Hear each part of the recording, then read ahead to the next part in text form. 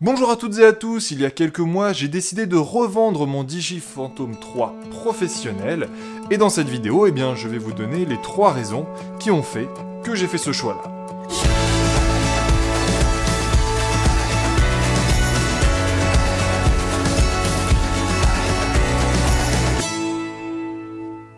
On est d'accord, le drone ça apporte beaucoup d'avantages quand on veut faire des films. Mais ça a aussi quelques inconvénients qui peuvent peser de plus en plus dans la balance et aboutir à ce que j'ai fait, le revendre. Le premier point, c'est la réglementation. Aujourd'hui, en France, on a une réglementation qui est séparée entre l'usage de loisirs et l'usage professionnel. Donc moi, je vais m'intéresser que à l'usage de loisirs parce que c'était ce que j'en faisais.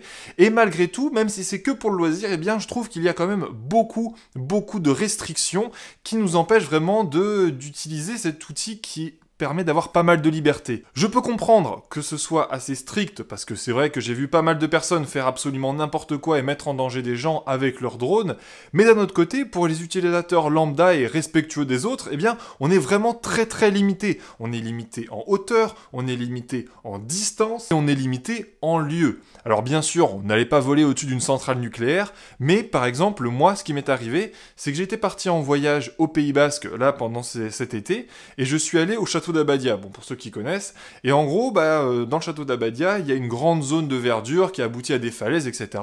C'est super joli. Et moi, je me suis dit, chouette, je vais aller filmer avec mon drone. Et je me balade avec mon drone à la main, et là, je rencontre une personne qui est en fait un guide, qui m'interpelle, et puis il me dit que si un de ses collègues me voit en train de faire voler ce drone dans cette zone-là, je prendrai un PV parce que c'est interdit, tout simplement parce que c'est un lieu protégé. Mais à la base, on ne le sait pas du tout, et quand on voit cet espace-là vachement vert, proche de la mer, etc., avec personne autour, on se dit pas qu'on va mettre en danger des gens, on se dit pas que...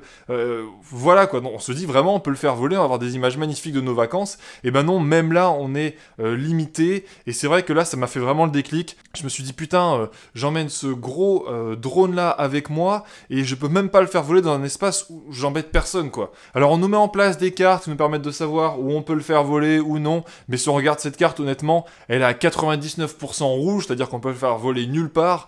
Donc ça c'était la première raison, c'est la raison législative. En France on est vachement limité, mais il faut savoir aussi qu'il y a un nouveau règlement qui va bientôt arriver, un règlement européen. Je sais pas s'il va être plus strict ou pas, j'avais entendu dire qu'il le serait, mais après je me suis pas renseigné plus que ça.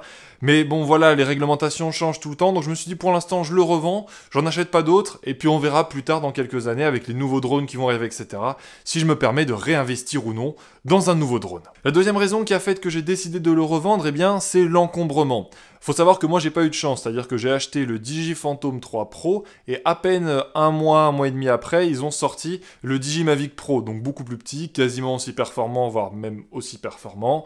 Bref, je me suis fait avoir à ce niveau-là. Donc moi, ce qui a fait que j'ai décidé de le revendre, c'est l'encombrement, c'est-à-dire que même si à la base c'est pas un drone super gros, ça prend quand même tout un sac à dos, quoi. Mais voilà, ça prend de la place, c'est une véritable expédition.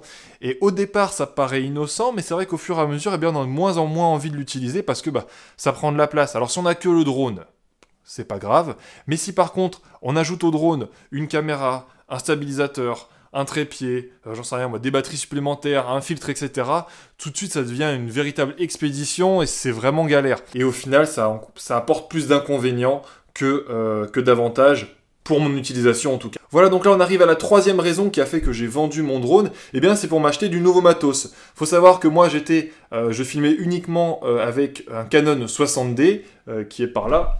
Donc je filmais uniquement avec mon Canon 60D, ce qui est un très bon appareil, l'air de rien. Il m'a coûté dans les 300 € d'occasion, bien sûr. Il m'a permis de faire pas mal de trucs, mais c'est vrai que je me trouvais limité avec ce réflexe-là. Et donc du coup, j'ai voulu investir dans une nouvelle caméra, parce qu'il date de, je sais plus, 2000... Enfin, je sais plus, mais en gros, il commence à dater pas mal. En vidéo, c'est une catastrophe. En photo, c'est pas mal. Et du coup, j'ai investi dans le Sony Alpha 6300 qui est en train de me filmer. Et c'est vrai que quand on fait un bond de cette caméra-là à celle-ci, ça n'a rien à voir. La qualité est 1000 fois mieux. J'ai fait un petit test rapide que vous retrouvez sur ma chaîne. Donc, j'ai décidé d'investir là-dedans et d'investir dans un gimbal. Ça, voilà, le Zhiyun Crane version 2. Donc, en gros, ça plus cette nouvelle caméra. Ça me permet d'avoir un setup ultra léger pour les voyages. C'est exactement ce que je voulais. Je voulais plus être encombré. Donc j'ai uniquement cette caméra qui est un hybride, donc qui pèse vraiment rien. En plus j'ai ce stabilisateur là pour pouvoir faire des mouvements, suivre les gens, etc. C'est une tuerie. Donc c'est ce qui a fait que j'ai décidé de revendre mon drone. C'est la troisième raison.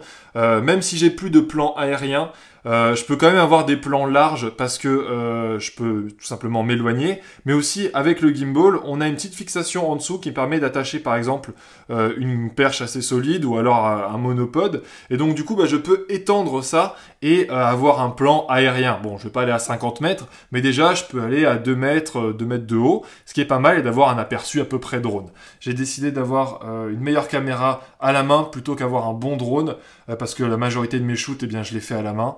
Voilà, et donc plus tard, éventuellement, j'achèterai un nouveau drone.